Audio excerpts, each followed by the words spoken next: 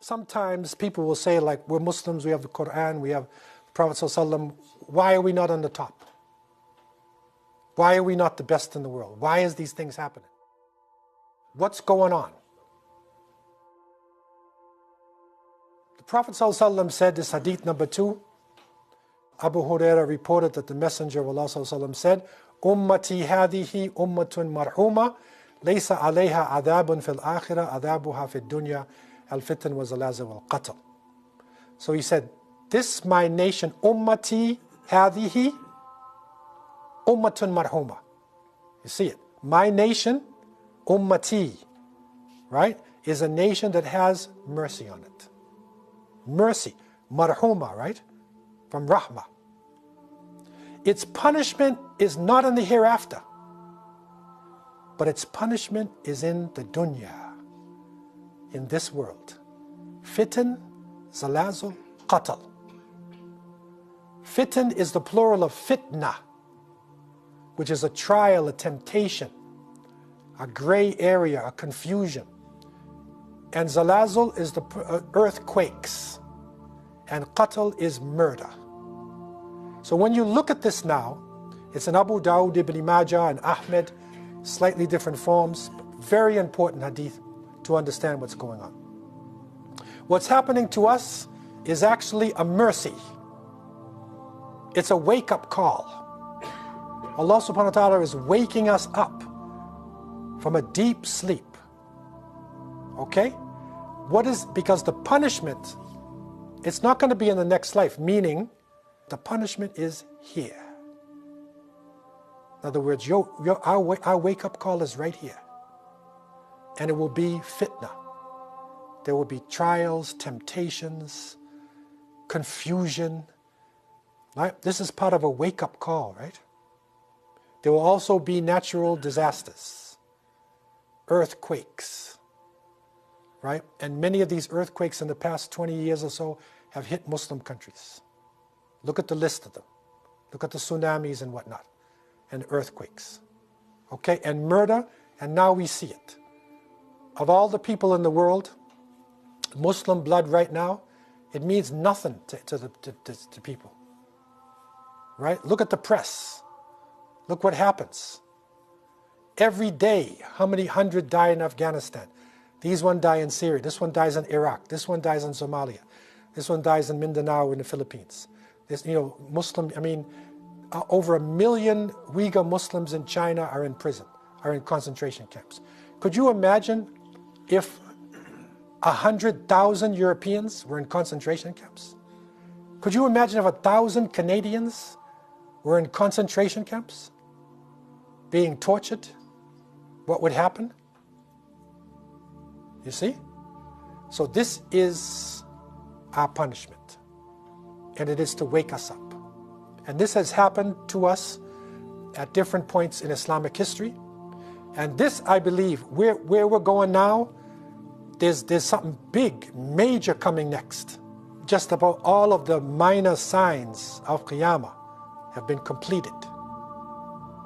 Only thing that appears to be left of the major is the Mahdi. That literally one will be raised up, but oppression is going to be intensified on us until the reaction comes. Allah knows best when it's going to actually happen. But we do know it is what we call Sunnatullah. It is the way of Allah.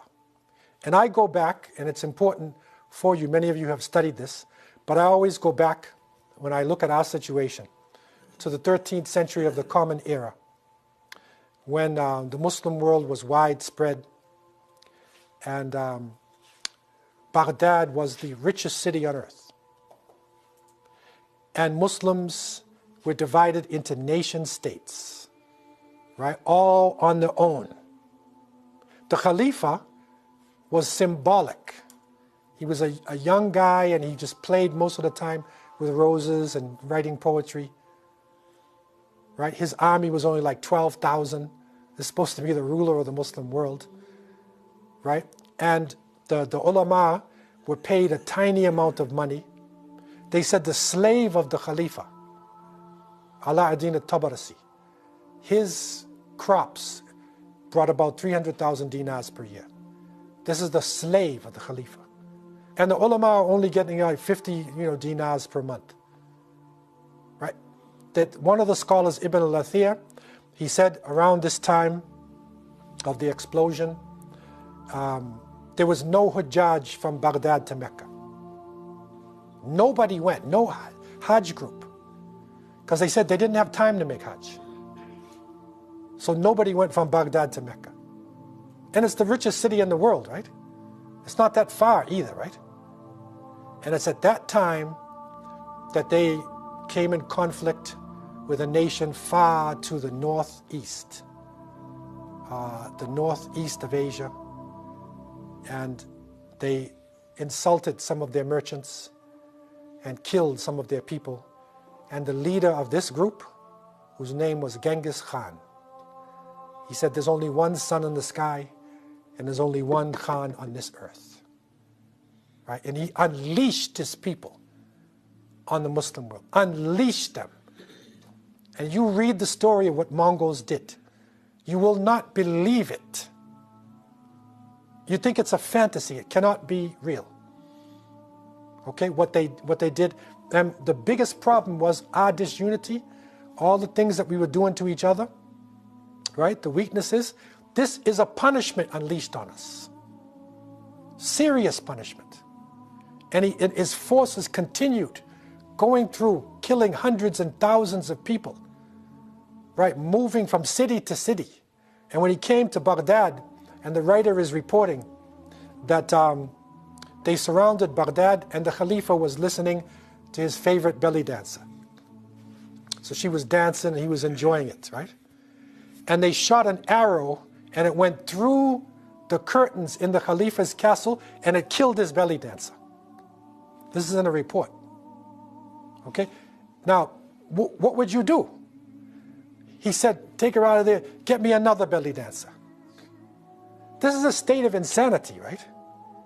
Your city is surrounded like that. It's total insanity. It's like somebody on drugs, right? And the Mongols, as you know, destroyed Baghdad, killed millions, destroyed the books. And when they were about to destroy the rest of the Muslim world and to go into Mecca and Medina, then Saifuddin Qutuz, rahimahullah, of the Mamluks of Egypt, he united the Muslims and they defeated the Mongols in Ain Jalut, which is in Jordan. They defeated them there. They were on their way to Mecca and Medina. They defeated them and they drove them back. And some of the Mongols, when they saw Muslims standing up, they started taking shahada and becoming Muslim.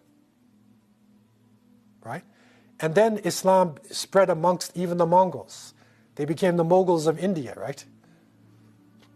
And it started to spread. And that period of time under the Mamluks is one of the golden ages of Islamic literature.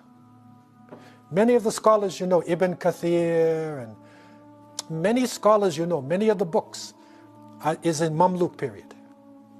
Right after the destruction, right? It was a golden age.